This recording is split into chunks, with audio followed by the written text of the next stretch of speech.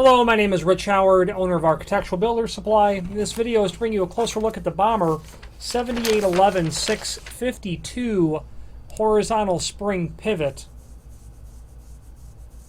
medium duty, hold open, satin chrome. So this pivot is comprised of several different components, and I'll show them to you one after another. Here's the business end of this 7811. And a 7811, okay, is a medium duty version of this pivot, meaning that it's going to be for doors up to 90 pounds, 3 foot wide, okay. Lighter than that, you'd go with the 7801, and heavier than that, we're going to need to, go with a heavier duty version, not the medium duty like this. And it's also a hold open, where you can't see it, but inside this lobe that's here, there's a bird's mouth cut in the center of it that when it's open to about 90 degrees, it'll hold open at 85 degrees because that bird's mouth will seat over this bearing that's here. And I can rotate it by hand probably all the way. There you go. So I've just rotated it 90 degrees. And you can see that it is held open. I can, without hurting my hand, hopefully, there it is, get that to snap closed. Adjustable spring tension, and that can be accomplished by using the tension rod and turning this cam that's here, okay, either clockwise or counterclockwise based on, it was just a little stuck there, based on how you want it to operate. So you can set the tension tighter on that spring or less, depending on the door weight and so on and so forth. So that's what the 7811 is. Medium duty, hold open. The 652 is the color that this is in, and that's satin chrome. The finished hardware on this comprises of the floor plates. Okay, there's two of them and they're identical, so I'll just show you one. And they basically mount to the bottom of the door on either side. This is the end that goes to the heel edge of the door. Okay, it's the inside. So the exterior exposed plate is going to have a satin chrome brushed finish on it. Okay, again, two of them, and those will cover the bottom. Then you've got what I call the heel plate here. Okay, and that kind of assembly just kind of works like that. Pardon me. That's what the edge of the door looks like, dresses it off. Another piece of hardware that you've got included with this, and it's not finished exactly, it's the same color for whatever finish you're ordering, is the top pivot assembly. So that's the frame portion, and that's the door portion. And they go together like that. Okay. There's a link below this video to a cut sheet and instructions, which we'll go over in a moment. You also have screws for everything. And those screws are going to be for attaching the unit to the floor, attaching the unit to the door, which you would do first, attaching your heel plate, attaching your two face plates, okay, and attaching your top pivot.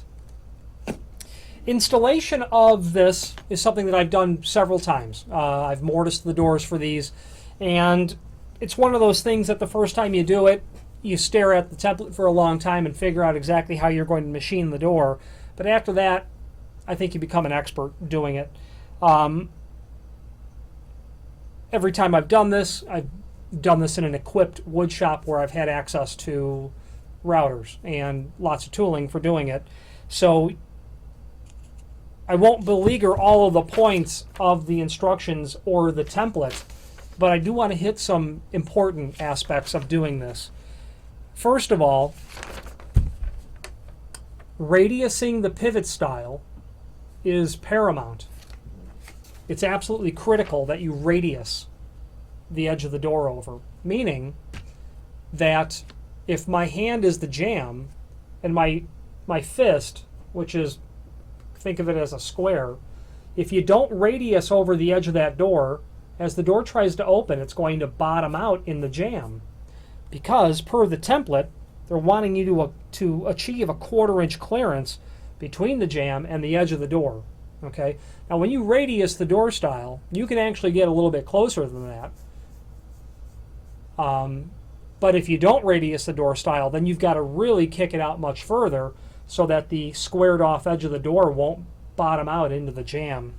A tip: the radius of that door edge cannot be any greater than the door thickness. Otherwise, you're not radiusing it over enough. So it has to be the door thickness or less. They're saying 1.5 inch radius, and every time that I would do that, I just would have a large round over bit that would be of a specific diameter, to accomplish this. So you'd be at like 1.5 inch radius round over bit, which is 3 inch diameter. And that's how I would do it. I would put the door on sawhorses, lay it flat, clamp it down, and take my router, which, because I would do this very often, I would have it set up to only do a round over. So I would have the base cut out to accept this giant round over bit. And I would round over the door edge, a second pass to make it real nice and clean, flip the door over, and then do the opposite face of the door. And every time I would do these, I would radius both styles so that the door looked nice, in my opinion. It looks nicer when it's radiused. But also so that I could achieve the tightest margin between the jambs and the door. After that part, the only experience that I would really want to relay to you is, doing the preparation for the top pivot is it's obvious and straightforward. Simply put, just, mortise these. Mortise that into the header, mortise that into the top of the door. Your axis of pivoting is determined by the template. You're at 1.5 inches from the edge of the door to the center line of the pivoting axis. Okay? And that's per step 2 on the instructions. 1.5 inches right there. Or 1.75 inches off the jamb.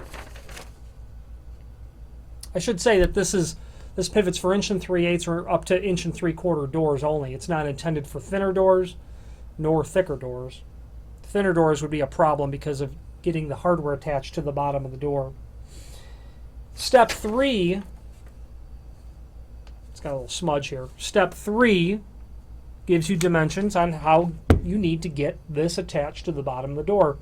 And it's pretty straightforward. The instructions give you all the dimensions, and some of that you'll have to do by hand. Bottom line is this: you want this to be mortised to the edge of the door. Okay, so it's flush. You want this to be mortised flush to the bottom of the door. And once you accomplish that, if you make this body fit in, you're good to go. The only thing that you'll see here is a reference to an 1/8 inch deep, 1.5 inch wide cavity for this pin to travel. You can see that it kind of travels there, and you'll need to allow for that. After you get that mortised, you'll attach everything. You'll attach that to the door per step 4 and 5. And per step 5 is where you're going to tip the door into the opening to get it placed inside of placed inside of the opening, and then you'll be able to secure it down to the floor. Obviously you're going to want to put it in, mark your holes, make sure you're margined off of either jamb correctly, shim that off, mark your holes in the floor, pull it out, drill your holes so you're all set to go with that aspect. And this is a great piece of hardware. I have personally seen installations of this sort of hardware decades old, lots of decades old. And between the dining room and the kitchen of a home is where I see these all the time, and they just simply last forever. They really do, because it can hold open. That's a very common way for these doors to be left, during the majority of time, I suppose. And that's about that. Available in different finishes, available in lighter and in heavier duty versions, and of course non-hold open as well.